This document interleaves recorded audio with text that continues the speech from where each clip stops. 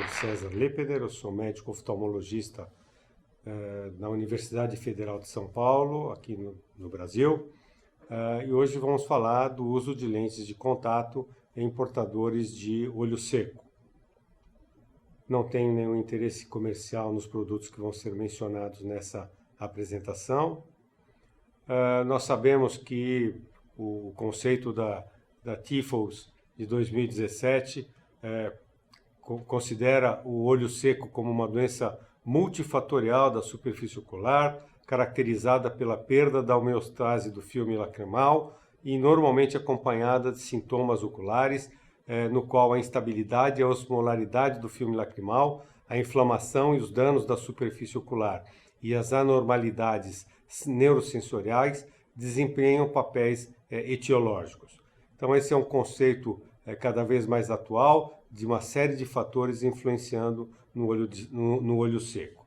Nós sabemos da importância do filme lacrimal. O filme lacrimal tem relação com a hidratação da superfície da córnea, com a oxigenação, já que a córnea é uma estrutura avascular e depende do oxigênio dissolvido no ar atmosférico que chega à córnea através do filme lacrimal. Tem a sua função de nutrição, tem a sua função antimicrobiana através das lisozimas, globulinas, lactoferrinas. É também um elemento de proteção que bloqueia pela constante renovação corpos estranhos até micro-organismos. Tem a sua relação com a refração. A gente sabe que a uniformidade da superfície da córnea em função do filme lacrimal é fundamental para que haja uma boa acuidade visual. A lubrificação, que é obviamente talvez aquilo que predomina nessas funções, e a limpeza, já que esse filme é renovado a cada movimento de piscar. Então nós sabemos que, como vimos falando, dessa condição multifatorial, então existem vários fatores, por exemplo, como a idade, fatores ambientais, e além disso, hoje a gente não pode esquecer de vários fatores, como por exemplo, o esforço visual prolongado com redução de piscar. Hoje a maioria de nós, em boa parte do seu tempo, trabalha com multitelas, né? O smartphone, tablet, computador e às vezes mais de um deles, e esse esforço visual prolongado na visão de perto dificulta a lubrificação porque diminui a frequência do piscar.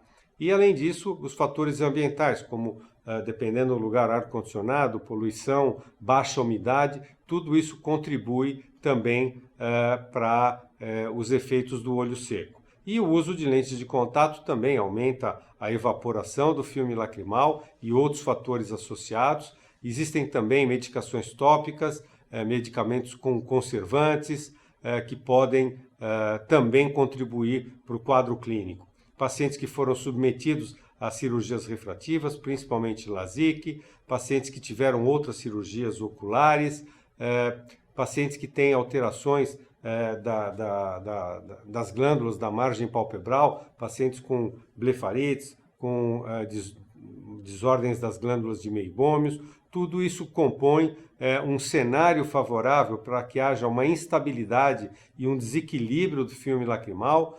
Isso tudo acaba acarretando uma hiperosmolaridade do filme lacrimal, com aumento na apoptose de células da conjuntiva e da córnea, e um processo inflamatório, uma inflamação neurogênica com estimulação da glândula lacrimal, e é um processo que vai se mantendo, ou seja, é um ciclo vicioso do olho seco que se mantém em função de todos esses fatores. Então, além de todos esses fatores, existe a questão do uso da lente de contato, e aí tudo contribuindo para a exacerbação do quadro dos sinais e sintomas de olho seco. A gente pode dividir o olho seco naqueles pacientes que têm uma deficiência aquosa, com síndrome de Sjögren ou não Sjögren, e aqueles pacientes que têm um olho seco evaporativo, que talvez seja a forma mais comum, em que a gente tem aquelas causas que são chamadas intrínsecas, quando nós temos alterações das pálpebras, como desordem das glândulas de meibômios e blefarites, piscar anormal, piscar incompleto, alterações palpebrais como ectrópio, enfim, que alteram a dinâmica da lubrificação, e aqueles extrínsecos que são aqueles relacionados à diminuição na frequência e no ritmo do piscar. O uso exagerado de telas, de computador, de leitura, de tablet, de celular, a umidade do ar atmosférico, que é um fator bastante importante em alguns locais. E aí existem outras alterações da superfície, poluição, uso de medicamentos com conservantes e a própria lente de contato. Então, quando a gente suspeita de um paciente ser portador do olho seco, nós temos que ter uma estratégia a ser usada para fazer esse diagnóstico. Obviamente, como tudo em medicina, começa com a anamnese e aí também a busca de fatores intrínsecos e extrínsecos que possam ter relação com esse quadro, e aí o exame clínico oftalmológico, a importância de se avaliar a lágrima, quer dizer, os testes que a gente vai usar, os corantes vitais, rosa bengala ou lisamina verde, a fluoresceína com break-up time, o teste de Schimmer para ver a produção da lágrima. Então a gente vê que nesses pacientes os sinais e sintomas são muito característicos. Então são pacientes que têm ardor, sensação de corpo estranho, sensação de secura, prurido, hiperemia, episódios de embaçamento que às vezes melhoram com um aumento na frequência do piscar, fotofobia e lacrimejamento, apesar de ser meio ambíguo, é um sintoma meio característico dos pacientes portadores de olho seco. Aqui, como eu disse, então, o uso dos métodos diagnósticos, né? Quer dizer, fluoresceína, a gente vai ver o break-up time, ver se existe alteração na superfície da córnea, também a lisamina verde, o Schirmer 1, a sensibilidade corneana, podemos avaliar o piscar e tudo isso nos ajuda a compor o nosso diagnóstico. Aqui a gente vê pacientes com alterações do break-up time, pacientes com alterações secundárias a glândulas, disfunção das glândulas de meibômios. Então são várias situações, ceratites difusas, são várias situações em que esses pacientes podem se apresentar com quadro de olho seco. Un comprobado líder en la práctica de lentes especiales y ojo seco. Cuando la precisión importa.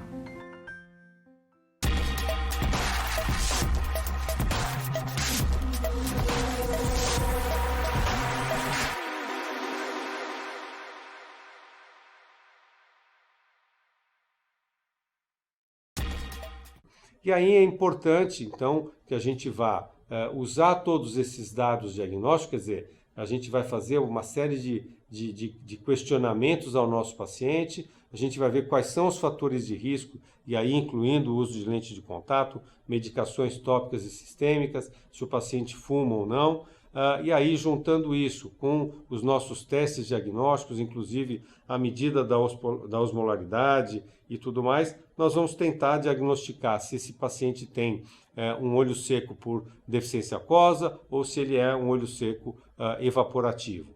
E aí existem algumas diretrizes para a abordagem do olho seco. A gente sabe que a principal e a inicial ainda é o uso dos lubrificantes, e à medida que o quadro vai progredindo, a gente vai mudando a nossa estratégia até chegar em eventualmente abordagens um pouco mais agressivas, né? Mas a gente sabe que a primeira linha de tratamento é ainda o uso de colírios lubrificantes. Bom, e qual vai ser o quadro relacionado do paciente que é portador de olho seco e usa lente de contato, ou que é usuário de lente de contato e passa a ter o olho seco? Então nós sabemos que o olho seco ele não contraindica o uso de lente de contato, mas ele pode comprometer o uso, ou seja, ele pode limitar um pouquinho o uso. Isso porque ele é uma causa importante de intolerância.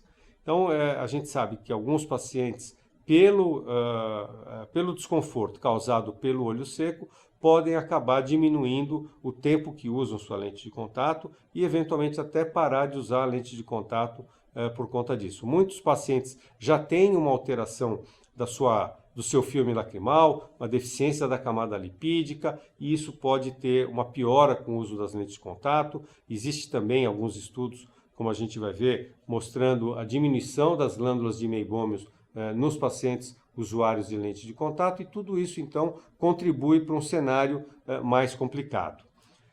Nós sabemos que o desconforto relacionado ao uso de lente de contato é um problema que afeta uma boa parte dos pacientes. Quer dizer, 50% dos usuários de lente experimentam algum tipo de desconforto em algum ponto do seu dia ou da sua noite. E cerca de 25% desses pacientes param de usar suas lentes por conta dessas dificuldades, que é tudo que nós não queremos e tudo que a indústria não quer, e obviamente é aquilo que menos o paciente quer. O paciente quer continuar usando suas lentes de contato com o máximo conforto possível. Nós sabemos então, existem várias estatísticas, como eu disse, um número muito grande de pacientes vão ter algum problema relacionado com desconforto, e dentre esses fatores predisponentes ao desconforto, sempre predomina a menção ao olho seco, né? E a grande preocupação é que isso se torne um problema progressivo que interrompa o uso das lentes de contato, né? Então, o desconforto pelo próprio tifus, quer dizer, foi feito então, alguns anos atrás, um workshop sobre contact lens discomfort, ou desconforto em usuários de lente de contato. É uma condição então caracterizada por sensações oculares adversas, eventual ou persistentes, relacionados ao seu uso com ou sem perturbação visual, resultante de uma redução da compatibilidade entre a lente e o olho, fazendo com que haja uma redução do seu uso ou até, eventualmente, a interrupção do uso. Então, essa seria a definição do desconforto causado em pacientes usuários de lente de contato. Então, como a gente já viu, existem múltiplos fatores envolvidos. Então, a frequência e a qualidade do piscar. A gente vai ver alguns casos em que o paciente tem um piscar incompleto e a renovação do filme lacrimal fica prejudicada. A gente vai ver que tem pacientes que acabam tendo um comprometimento da margem da pálpebra superior, e isso agrava os sinais e sintomas e compromete o conforto do paciente. Nós temos alterações na espessura e na estabilidade do filme lacrimal. Existe um aumento na evaporação da água do filme lacrimal. Existe um aumento na osmolaridade, existe uma hiperosmolaridade. A gente tem uma presença maior de agentes pró-inflamatórios na lágrima, além da diminuição das glândulas de meibômios, diminuição na sensibilidade da córnea, alterações epiteliais, como a gente vai descrever daqui para frente, em função da própria hipóxia, fatores ambientais como o uso e fatores de ambiente de trabalho, como umidade do ar, uso de ar-condicionado, uso exagerado de telas, ametropias eventualmente não corrigidas, que podem simular o olho seco. Quer dizer, o paciente pode ter ametropia, pode ter sintomas da ametropia, mas também ter o seu olho seco. E tem muitos pacientes que com certeza tiveram uma prescrição de um lubrificante, mas o que estava dando sintoma era ametropia, e vice-versa também é verdade. Então a gente tem que ver quais são aqueles pacientes que já tinham alguns sinais e sintomas e que começaram a ter esses sinais e sintomas após o uso da lente de contato, e como é que são esses sinais e sintomas quando o paciente para de usar lente. Eventualmente, os pacientes param de usar lente e não tem mais essa evidência de olho seco. Então, tem pacientes que não referem desconforto quando usam lente de contato, e tem alguns pacientes que são borderline, que passam a ter os sintomas quando usam as suas lentes de contato. Então, além disso, nós temos uma série de outros fatores relacionados, que são relacionados com o desconforto no usuário, que são a umectabilidade da lente, uma maior tendência de depósitos nessas lentes de contato, alterações do filme lacrimal, oxigenação, presença de debris sobre a lente de contato, como é a característica de biocompatibilidade desse material, ou seja, a interação do material e do desenho com a superfície ocular e da pálpebra. Como eu disse anteriormente, a frequência e a amplitude do piscar, o uso ou não de lubrificantes, quais são os produtos de manutenção, se há evidências de toxicidade, tudo isso também pode estar relacionado ao desconforto no usuário portador de olho seco. E aí, como eu disse, quer dizer, existem fatores que são relacionados com a lente, fatores que são relacionados ao ambiente. Então, pode ser o material, o desenho, a maneira como que a lente foi adaptada, os produtos usados na manutenção, assim como essas alterações do próprio ambiente, umidade, qualidade do ar, pacientes que têm alterações no piscar, pacientes que têm alterações na margem palpebral, nas glândulas de meibômios, uso de medicações tópicas, uso de medicações sistêmicas. Tudo isso levando ao desconforto. E o problema é que esse desconforto progressivo ele começa com a redução do uso de lente de um período confortável, então o período confortável do uso da lente diminui, depois diminui o uso total de tempo que o paciente fica com a lente, aí ele começa a usar a lente só ocasionalmente, até que ele acaba parando de usar as suas lentes de contato.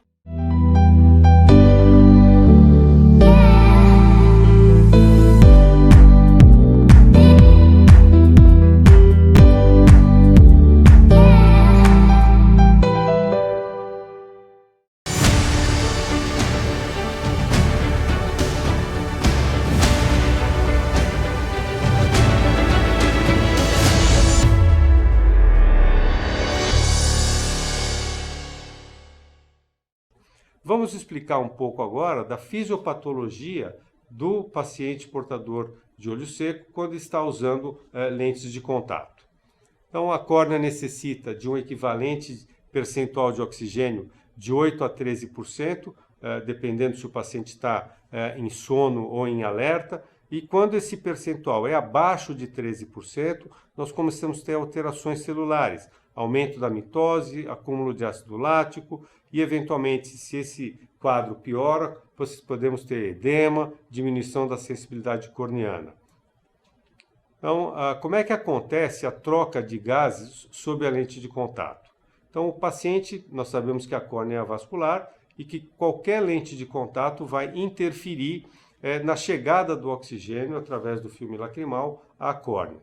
Então, o que pode estar por trás disso?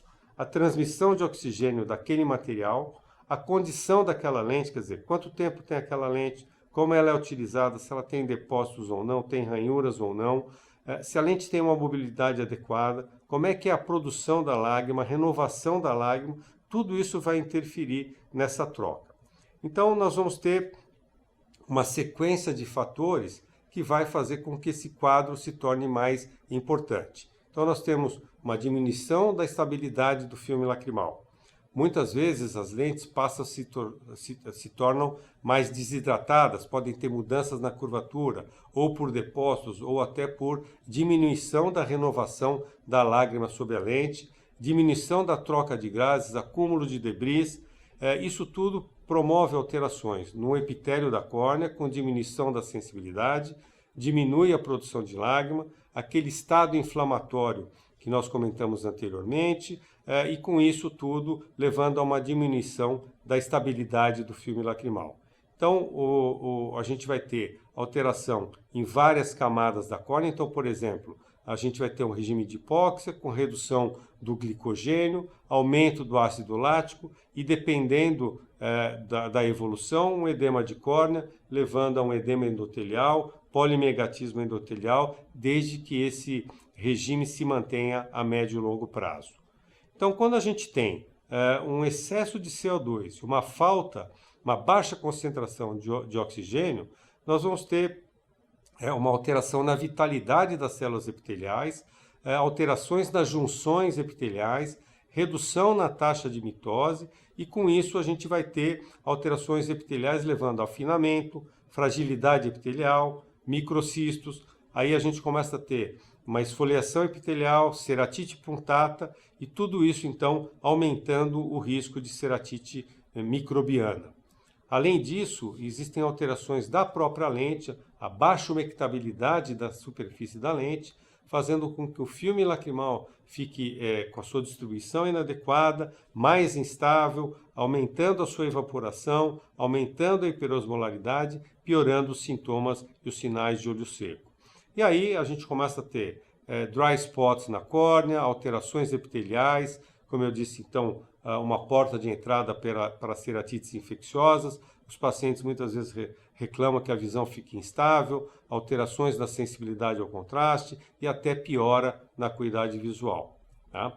E, agregado a isso, alterações da própria lente, ou seja, a desidratação da lente, por exemplo, pode reduzir a permeabilidade aos gases e, eventualmente, em alterações mais severas, a gente pode ter até uma mudança tal que produza a síndrome da lente apertada, que é a Tight Lens Syndrome, causada então por deficiências do filme lacrimal que fazem com que haja alterações na curvatura corneana. Então, aquele quadro meio agudo, em que esses pacientes passam a ter um olho vermelho, uma série de sinais e sintomas, ceratite, processo inflamatório recorrente e que tem a ver, na verdade, como causa inicial pelas deficiências do filme lacrimal. Como nós já comentamos anteriormente, existem vários fatores envolvidos, existem vários estudos mostrando os fatores associados que estão presentes em pacientes usuários de lentes de contato. Como eu disse, voltando aqui, cerca de 50%, esse é um estudo de 2006, 50% dos usuários de lente referem em algum momento do dia sintomas relativos ao olho seco. Isso pode ter uma relação direta com o sucesso na adaptação e alterações da superfície ocular, e cita-se como possíveis mecanismos envolvidos: aumento na evaporação da lágrima, aumento da osmolaridade e desidratação por falta de biocompatibilidade da lente com a superfície ocular. E as conclusões foram de que o componente evaporativo prevalece, a deficiência da camada lipídica é bastante evidente, a camada fica mais fina e aumento da hidrofobicidade da superfície da lente em função da desidratação, a hiperosmolaridade e, eventualmente, alterações maiores naqueles materiais de alta hidratação. Um outro estudo de 2008 mostrando como o uso da lente de contato afeta a evaporação do filme lacrimal. Então, o trabalho demonstrou um aumento, um índice maior de evaporação na presença da lente de contato. Isso pode ser associado a alterações do filme lacrimal e persistem mesmo após 24 horas da interrupção do uso das lentes de contato. E esse estudo, então, suporta essa hipótese de aumento da evaporação como sendo um fator para induzir o olho seco em usuários de lente de contato. Aqui também um outro estudo de 2009, mostrando um fator de crescimento de nervos elevado associado ao uso de lente de contato, e o estudo fez uma avaliação mostrando, então, que existe uma diminuição na densidade dos nervos subepiteliais da córnea em pacientes que usam lente de contato há muito tempo, mas não foi relacionado com a concentração de fatores de crescimento na lágrima. Esses pacientes tinham um nível de fatores de crescimento elevados nos pacientes que tinham olho seco relacionado à lente de contato, e isso foi uma resposta anti-inflamatória aos fatores como o TGF-beta1. Então, como complicações em pacientes usuários de lente de contato, a gente viu que nós vamos ter então uma incidência maior de referência a isso nos usuários de lente de contato. Isso tem relação com o aumento na evaporação, alterações da camada de mucina, alterações da composição da lágrima, osmolaridade, e tudo isso faz com que esses pacientes se tornem mais sintomáticos. Existe uma diminuição nos pacientes, no menisco lacrimal de pacientes usuários de lente de contato, e isso pode contribuir também para essa sensação de secura. A gente vê aqui um paciente com piscar incompleto, a gente pode até observar que existe um nível abaixo do qual a pálpebra não renova a lágrima. Isso com certeza altera toda a dinâmica do filme lacrimal. Aqui também a gente percebe um excesso de secreção mucosa, uma alteração importante das glândulas de meibômios, e esses pacientes que têm um filme bastante instável, e isso contribui com certeza para aumentar o desconforto nesses pacientes. OneFit Med es un lente escleral delgado hecho a la medida que le permite a usted personalizar el diseño para cada ojo, logrando una oxigenación adecuada a la córnea y a las células madre. Custom stable lenses change lives. They're intuitive, they're powerful, and anyone can fit them. It's time to simplify. A gente sabe hoje a importância da disfunção das glândulas de meibômios, a interferência que a disfunção das glândulas de meibômios vai fazer na evaporação do filme lacrimal e na piora dos sintomas. Existem trabalhos mostrando a diminuição no número de glândulas de meibômios funcionais e que estão relacionados ao uso da lente de contato. Aqui mostrando mais uma vez realmente a instabilidade do filme lacrimal associado à disfunção das glândulas de meibômios. Tá? A qualidade do filme lacrimal pode estar alterada dependendo do tipo de uso da lente. Houve piora no padrão quando se avaliou a superfície ocular, tanto em usuário de lente rígida como em gelatinosa, apesar de não ter sido visto uma piora maior num grupo do que no outro. Não foi uma diferença significativa nos usuários de lente rígida e nos usuários de lente gelatinosa. Então, o quadro clínico, a gente vai ter pacientes que são assintomáticos e pacientes que têm sintomas leves, mas que muitas vezes são progressivos, né? Paciente que refere hiperemia, secura, irritação e começam a ter diminuição no tempo de uso da lente. Como nós já vimos anteriormente, a primeira estratégia é realmente o uso de lubrificantes. Existem uma série de lubrificantes disponíveis no mercado. A gente pode pensar também em ocluir o ponto lacrimal para aumentar a oferta de lágrima, e podemos pensar em mudar o material da lente, usando lentes de baixa hidratação, lentes rígidas gás permeáveis, eventualmente as lentes de descarte diário podem também produzir um efeito maior no conforto. Tem as lentes esclerais que vão ter uma ação coadjuvante também nos sintomas do olho seco. E, hoje em dia, uma alternativa que tem se mostrado bastante promissora, o uso da luz pulsada. Em relação aos lubrificantes, a gente vai ter, então, na maioria das vezes, uma melhora do conforto ocular, da qualidade de vida, uma melhora na homeostase do filme lacrimal, da superfície ocular. Os mais utilizados e que têm mais sucesso são aqueles à base de carboximetilcelulose e, principalmente, na minha experiência, do hialuronato de sódio.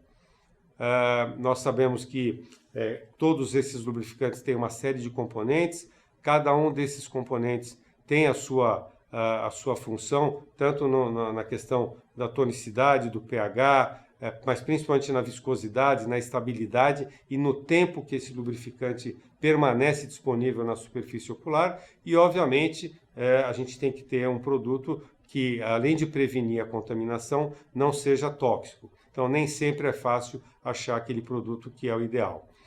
Em relação ao uso da oclusão do ponto lacrimal, existem alguns estudos mostrando que não houve diferença naqueles pacientes que tiveram um implante de plug comparado com um grupo em que não foi feito o implante. Então, é uma tentativa, mas sem uma grande expectativa. Existem também as alternativas que a gente vai ter em termos de mudança do tipo de lente, ou seja, diminuir o componente aquoso dessas lentes, lentes gás permeáveis, e eventualmente a gente pensar até isso evoluir para o uso de uma lente escleral. Tá? As lentes de hidrogel, a gente sempre teve uma preocupação com o conforto, muito disso tem a ver com olho seco. Então, nas primeiras tentativas foram se adicionar monômeros iônicos como ácido metacrílico, vinilpirrolidona, glicerol, fosforilcolina, sempre para manter o conforto, aumentando a umectabilidade da superfície da lente. Hoje em dia, muitos pacientes se beneficiam do uso das lentes de descarte diário. Dependendo da lente, dependendo do material, esse comportamento pode ser diferente. Então, assim, mesmo a gente pode mudar a forma de uso, a gente pode mudar o tipo de lente de contato, mas muitos pacientes passando por um descarte diário se tornam mais confortáveis, mas mesmo assim podem haver diferenças dependendo do material que vai ser usado numa lente ou em outra.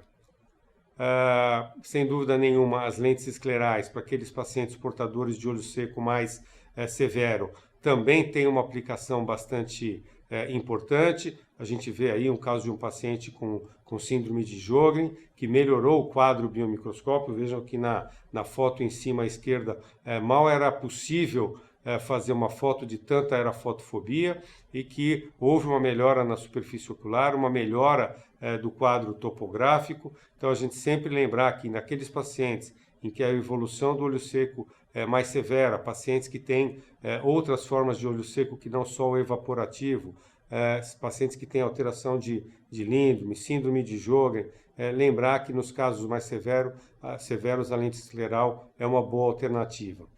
O uso das lentes pulsadas para melhorar a disfunção das glândulas de meibômios tem sido bastante utilizado. Ainda é cedo para dizer eventualmente dos resultados. Existem vários trabalhos mostrando que o pulso térmico foi associado a um significante melhora nos sintomas em pacientes que se submeteram ao procedimento, pacientes que tinham disfunção das glândulas de meibômios e olho seco associado.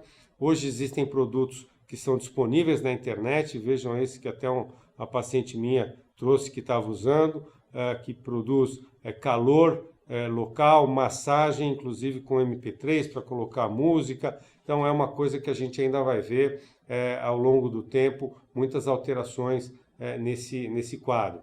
O uso simplesmente de compressas, né? Quer dizer, também o uso de compressas mornas também vem sendo associado ao aumento no conforto nos usuários de lente de contato e que tinham também alteração das glândulas de meibômios, né? E também se comparando o calor com o uso de máscaras. Enfim, a gente vai ter ainda uma série de alternativas no futuro que possam influenciar os usuários de lente de contato que já tinham olho seco ou que passam a ter o olho seco após o uso das lentes de contato. Então, existe essa relação entre a lente de contato e olho seco. Interessante tentar determinar se esse paciente já era portador de olho seco antes do uso da lente ou não, tentar fazer o diagnóstico do tipo de olho seco, estudar eventualmente fatores que estejam associados com a exacerbação desse quadro, e aí escolher a estratégia adequada e o material da lente adequada, a forma de uso adequado, para que esse paciente mantenha o uso da lente de contato com o máximo de conforto possível e assim a gente impeça que esse paciente pare de usar suas lentes, que é tudo aquilo que nós não queremos. Então, como conclusão, temos que ficar atentos a todos esses fatores envolvidos nos sinais e sintomas dos pacientes portadores de olho seco, para que esses pacientes, então, não parem de usar suas lentes de contato. Muito obrigado.